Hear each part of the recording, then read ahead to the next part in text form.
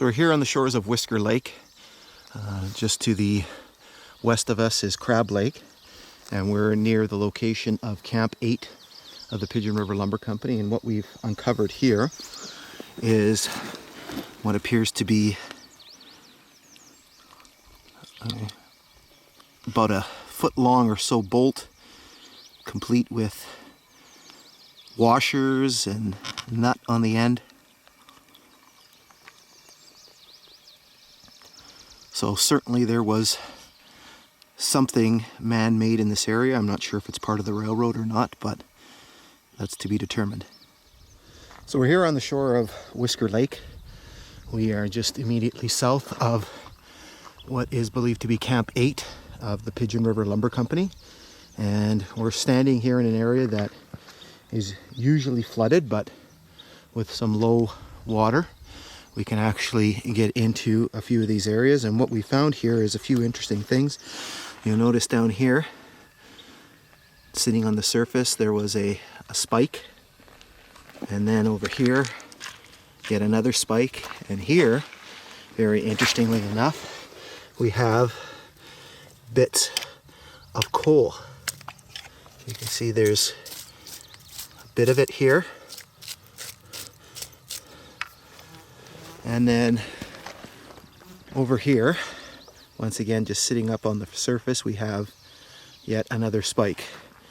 So clearly, the railroad grade was located right here, running along the north shore of the lake, coming in this direction over here from the west from Crab, and then continuing eastward this way along the shore of Whisker. So we're here on the shores of Whisker Lake. We are just slightly south of the Crab Route spur to the Border Route hiking trail.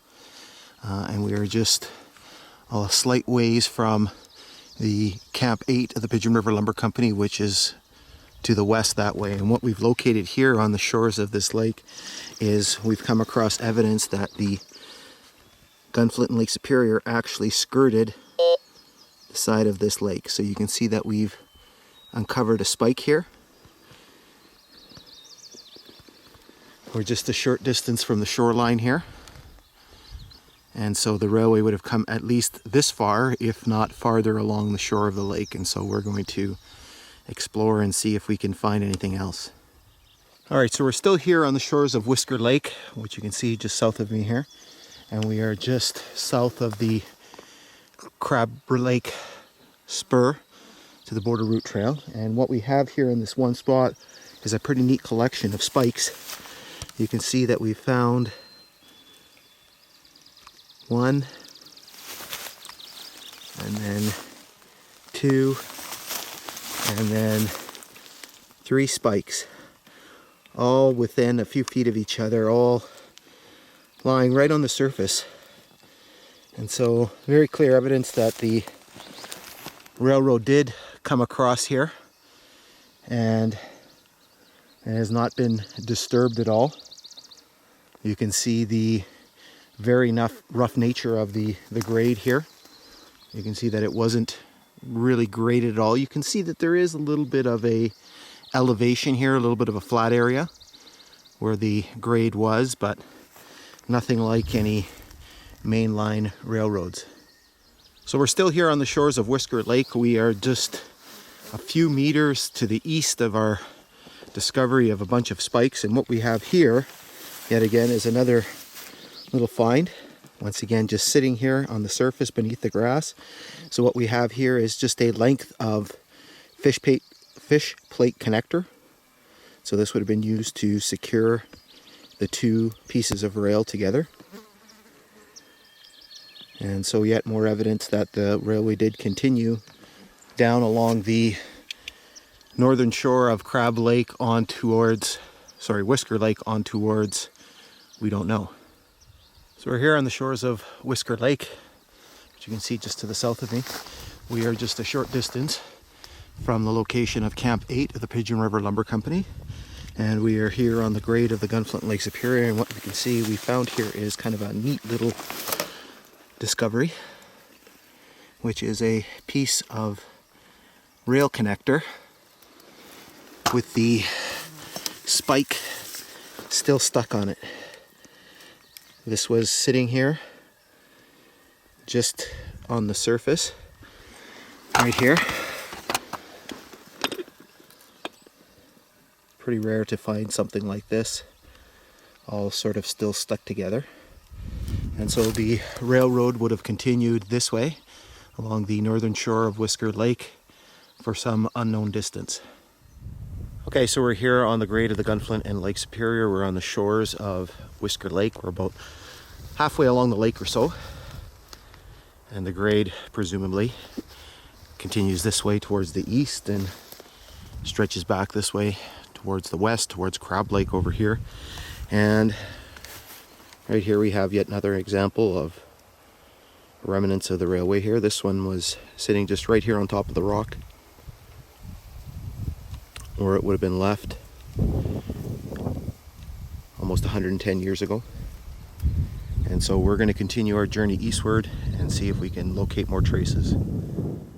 Alright, so we're here on the shores of Whisker Lake, which you can see just to the south of us here.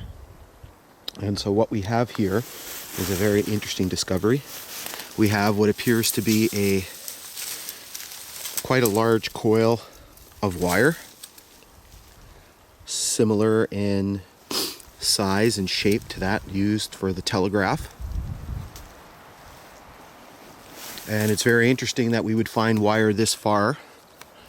Grade would have gone this way towards the west, towards Crab Lake. Lots of little artifacts in this area here. There's a spike lying right here on the surface, and there's another one on the surface right here. So maybe we'll be able to get to the bottom of why there's this wire here. Alright, so we're still here on Whisker Lake. We are slowly inching our way towards the end of the lake, and what we have here is a nice little set of discoveries. We have a spike here,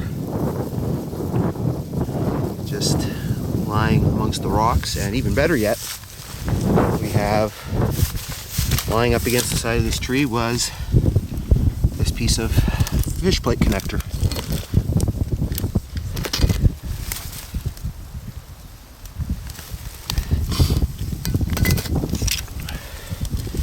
Now we're going to continue our way eastward towards the end of the lake. I'm going to have to stop and drain my boots. I went for a little spill in the water, but we'll check back in shortly. Alright, so we're still here on the grade of the Gunflint Lake Superior on the shores of Whisker Lake. You can see what I believe to be the end of the lake just over here. And so we're getting through this little section here that you can see was burnt by the fire 10 years ago. But it still is a very pretty section right by the shores of the lake here, and you can actually see maybe a little bit of cutting work. Certainly there's a lot of traces of the railway here. We just came across a spike lying on the surface here, and I found another one just back over there as well. And so we're going to continue to make our way eastward here along the grade, hopefully finding the end of the railroad. Okay, so we're still on what I believe is the grade of the Gunflint Lake Superior. I'm still looking for some traces of the railroad here. We haven't seen any in a few hundred meters, but what I did stumble across here was once again a large coil of wire just lying on the ground. Kind of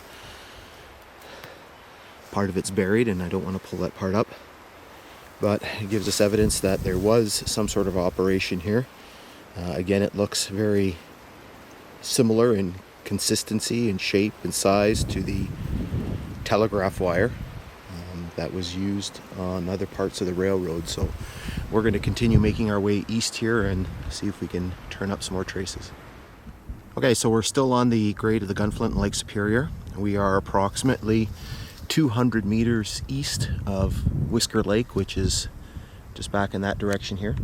And we've been able to reacquire the grade in the last probably about 40 or 50 meters. I've been able to find quite a number of spikes, including this one here, which was just sitting on the surface here.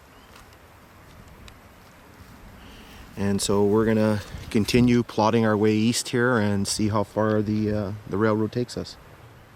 Okay, so we're here on the grade of the Gunflint Lake Superior, or what I think is the grade of the Gunflint Lake Superior. You can tell by where we are that we're kind of in the middle of nowhere. After that sort of burnt over area, we've entered a spot where that wasn't touched by the fire. And for a while there, I thought I had lost the grade. All I could do was sort of zigzag back and forth and hope I find something. And, well, what do you know?